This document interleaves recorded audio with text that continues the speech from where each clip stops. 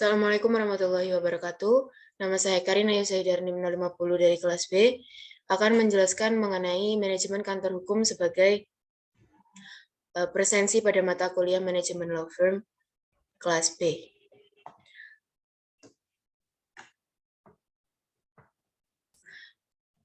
Pada pertemuan kali ini, kami akan membahas mengenai daftar isi atau materi yang pertama yaitu struktur umum manajemen kantor hukum, yang kedua kantor hukum merupakan perusahaan, dan yang ketiga serba-serbi keuangan internal kantor hukum.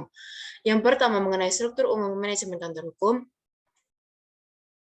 Poin pertama adalah struktur ini adalah di mana para partner dalam secara bersama-sama bertindak sebagai pendiri dari kantor hukum yang bersangkutan. Pendiri dalam hal ini memiliki makna melakukan penyertaan dalam bentuk ekuitas dan keahlian maupun kontribusi-kontribusi lainnya yang telah disepakati bersama oleh para pendiri. Apabila ternyata dari pendiri kantor hukum lebih dari satu orang, maka dipilih salah satu di antaranya untuk bertindak sebagai managing partner. Untuk struktur umum manajemen hukum sendiri bisa dilihat pada gambar di sebelah kiri. Selanjutnya, dalam menjalankan kinerjanya, para partner melakukan koordinasi yang dinamis sesuai dengan pola manajerial yang dibangun dan dikembangkan secara bersama-sama. Partner pada kedudukannya lazimnya dibedakan sebagai partner yang memiliki kompetensi-kompetensi tertentu terhadap perkara-perkara hukum yang tertentu pula. Pembagian tugas ini umumnya lebih didasarkan pada faktor keahlian yang dimiliki oleh masing-masing partner yang bersangkutan. Tidak jarang karena kemampuan dan keahliannya tersebut, maka sebuah kantor hukum memiliki nilai jual yang berbeda dengan kantor-kantor hukum lainnya. Secara umum memang dibedakan dalam lingkup litigasi dan non-litigasi, tetapi dari kedua klasifikasi tersebut terdapat cabang-cabang yang merupakan spesifikasi dari perkara litigasi maupun non-litigasi yang pastinya lebih dikuasai oleh partner tertentu. Selanjutnya pada jenjang junior partner, sebenarnya lebih kepada potensi yang dimiliki oleh seseorang untuk menduduki jabatan selanjutnya, yaitu sebagai partner dalam sebuah kantor hukum. Potensi-potensi yang diperhitungkan antara lain adalah berkenaan dengan aspek finansial, keahlian, jaringan yang dimiliki, dan lain sebagainya. Para partner selanjutnya dapat menentukan bahwa terhadap seseorang memang secara akal masih diakui kemampuannya untuk menduduki posisi yang dimaksud. Kemudian struktur selanjutnya yaitu senior associate, merupakan posisi yang dituntut untuk lebih menunjukkan kapasitas profesionalismenya sebelum mereka mencapai tingkat selanjutnya dalam jenjang karir di sebuah kantor hukum.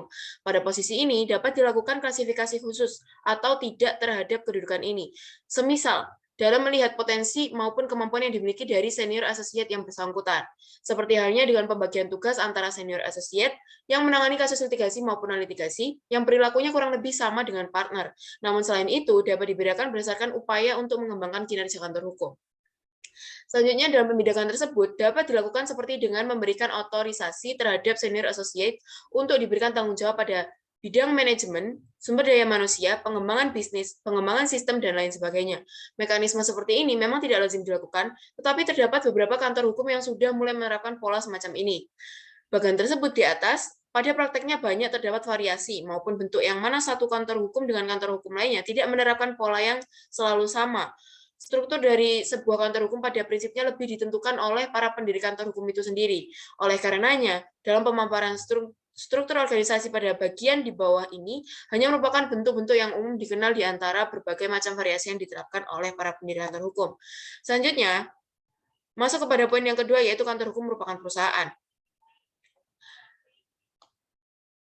Sebelumnya haruslah diketahui, apakah itu perusahaan, di mana dalam KBBI sendiri menjelaskan bahwa perusahaan adalah kegiatan yang diselenggarakan dengan peralatan atau dengan cara teratur dengan tujuan mencari keuntungan. Perusahaan juga didefinisikan sebagai organisasi berbadan hukum yang mengadakan transaksi atau usaha. Sedangkan menurut Undang-Undang Nomor 8 Tahun 1997, pengertian perusahaan adalah setiap bentuk usaha yang melakukan kegiatan secara tetap dan terus-menerus untuk memperoleh keuntungan, baik yang diselenggarakan oleh perseorangan maupun badan usaha yang berbentuk badan hukum atau bukan badan hukum yang didirikan dan berkedudukan di wilayah Indonesia. Sementara berdasarkan Undang-Undang Nomor 3 Tahun 1982 tentang wajib daftar perusahaan, pengertian perusahaan adalah badan usaha yang didirikan dan beroperasi di wilayah Negara Kesatuan Republik Indonesia dengan tujuan menghasilkan keuntungan.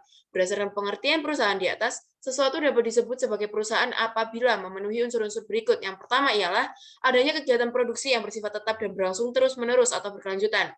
Kemudian yang kedua adalah dijalankan secara terang-terangan atau terbuka. Yang ketiga, diadakan pembukuan atau transparansi keuangan dan pemungutan pajak. Kemudian, bertujuan untuk mencari laba atau keuntungan.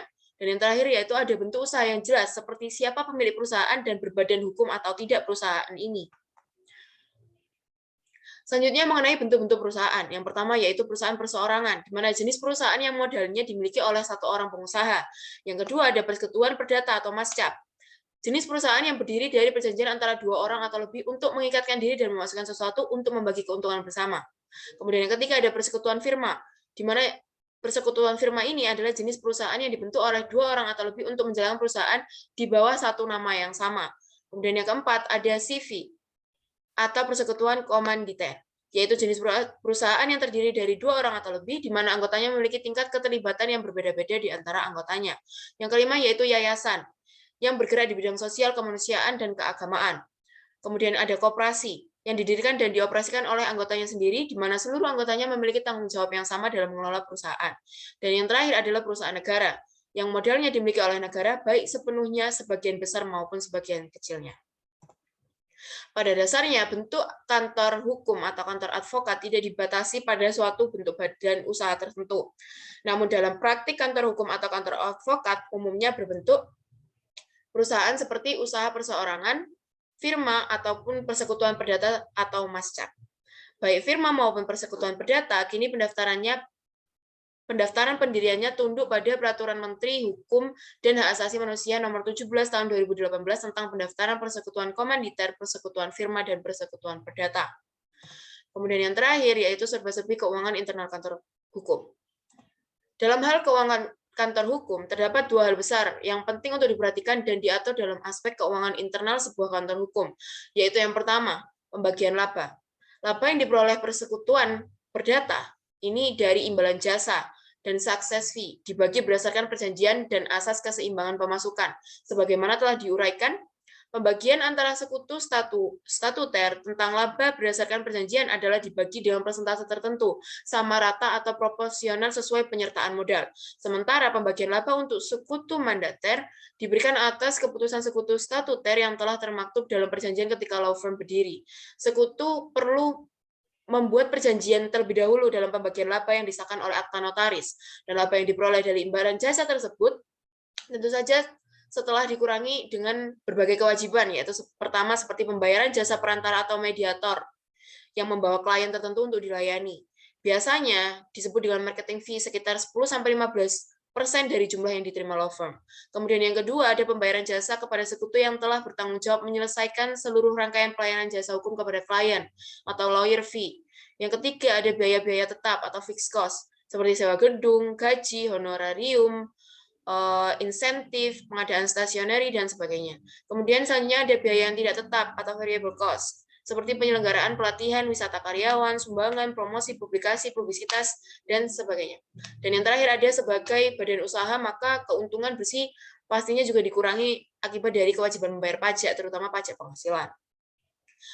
Hal selanjutnya yang perlu diperhatikan dalam keuangan kantor hukum yaitu struktur kompensasi, di mana dalam kerangka kantor hukum meliputi penghasilan yang terdiri dari gaji, tunjangan, uang lembur, uang kesehatan, dan bonus.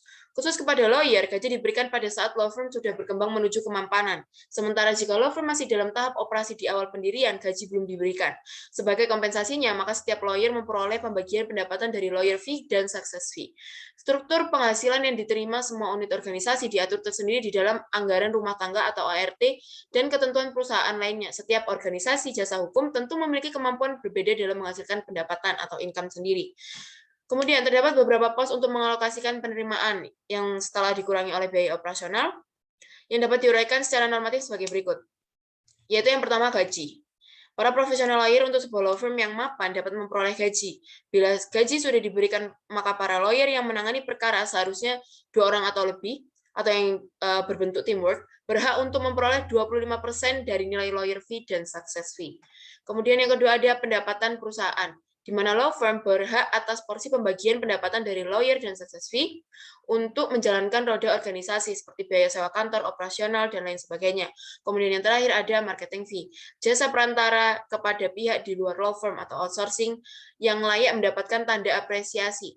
Bagaimanapun, seorang klien yang datang untuk memperoleh jasa hukum biasanya berasal dari rekomendasi seorang kolega. Porsi sebesar 10-15% tersebut adalah berasal dari nilai lawyer fee dan 10-15% dari nilai success fee yang diterima law firm jika perkara berhasil dimenangkan. Sekian presentasi dari saya. Wassalamualaikum warahmatullahi wabarakatuh.